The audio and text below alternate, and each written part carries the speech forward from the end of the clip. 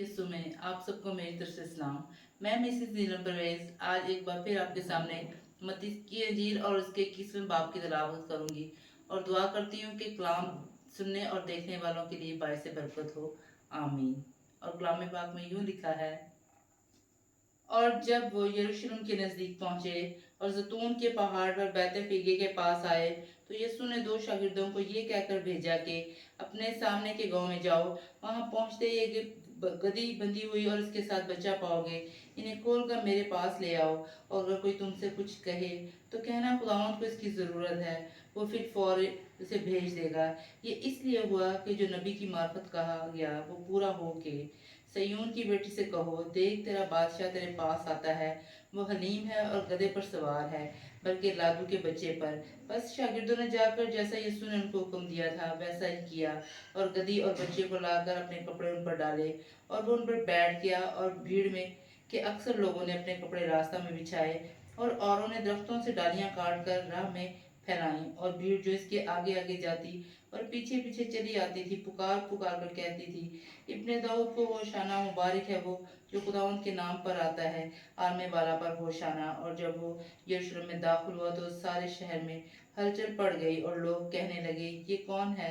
भीड़ के लोगों ने कहा, ये गलील के नासरत का नबी यीशु है। और यीशु ने खुदा की हैकल में दाखिल होकर उन सबको निकाल दिया जो हैकल में खरीदो फरोख्त कर रहे थे, और सराफों के तख्ते और कबूतर फरोशों की चौकियां उलट दी और उनसे कहा, लिखा है कि मेरा घर दुआ का घर कहलाएगा, मगर तुमने उसे डाकुओं की खो बनाया है। और अंधे और लंगड़े हैकल में इसके पास आए और उसने उन्हें अच्छा किया।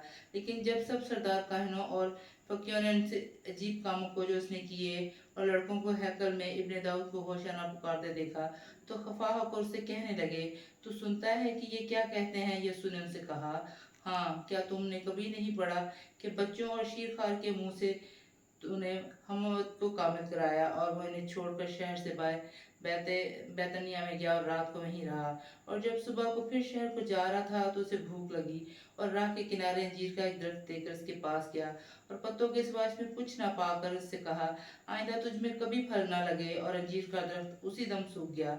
और शागिर्दों ने ये देखकर ताजुब किया और कहा, ये अंजीर का दरख्त क्यों कर एकदम में सूख गया? यीशु ने जवाब में उससे कहा, मैं तुमसे सच कहता हूँ कि अगर ईमान रखो और शक ना करो तो ना सिर्फ वही करोगे जो अंजीर के दरख्त के साथ हुआ, बल्कि अगर इस पहाड़ से भी कहोगे कि तो उखड़ जा और समुद्र में जा पड़, तो यूं ही हो जाएगा। और जो कुछ दुआ में ईमान के साथ मांगोगे वो सब तुमको मिलेगा। और जब वह हैकल में आकर तालीम दे रहा था तो सरदार काहन और कौम के बुजुर्गों ने इसके पास आकर कहा, तू इन कामों को किस इख्तियार से करता है और ये इख्तियार तुझे किसने दिया है?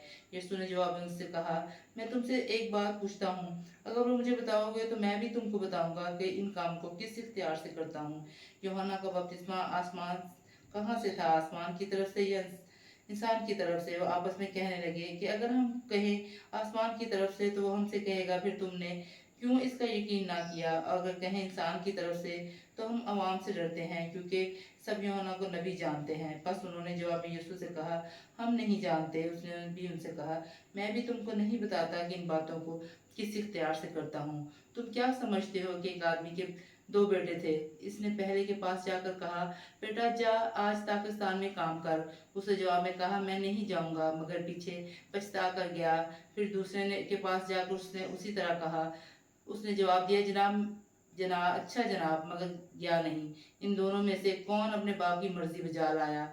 उन्होंने कहा, पहला। यीशु ने उनसे कहा, मैं तुमसे सच कहता हूँ कि महसूल लेने वाले और कसबियाँ तुमसे पहले खुदा की बादशाही में दाखिल होती हैं, क्योंकि यूहन्ना रासबाजी के तरीक पर तुम्हारे पास आया और तुमने उसका यकीन ना किया, मगर महसूल लेने वाले और कसबियों ने इसका यकीन किया और तुमसे ये देखकर पीछे भी ना पछताए कि इसका यकीन कर लेते। एक और तमसील सुनो।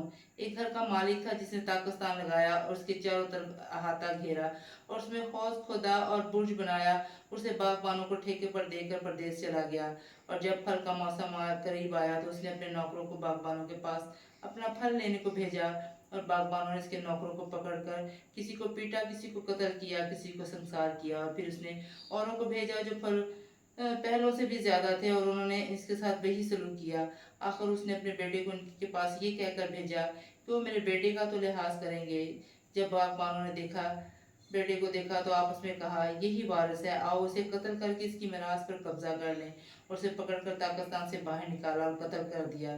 बस जब ताकिस्तान का मालिक आएगा तो उनसे बागवानों के साथ क्या करेगा? उन्होंने उससे कहा, उन बदकारों को बुरी तरह हलाक करेगा और बाग का ठेका दूसरे बागवानों को दे देगा जो फल दें। यीशु ने उससे कहा, क्या तुमने किताब मुकद्दस में कभी नहीं पढ़ा, जिस पत्थर को मामारों ने रद्द किया वही कोने के सिरे का पत्थर हो गया।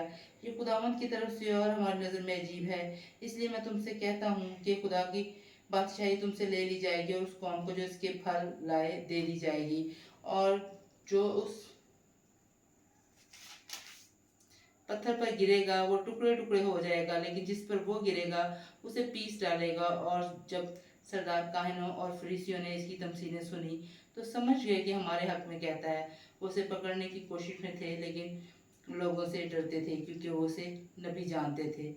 खुदाम के जिंदा और जलाली कलाम के पढ़े और सुने जाने पर खुदाम का शुक्र, उसकी तारीफ। जय मसीह की।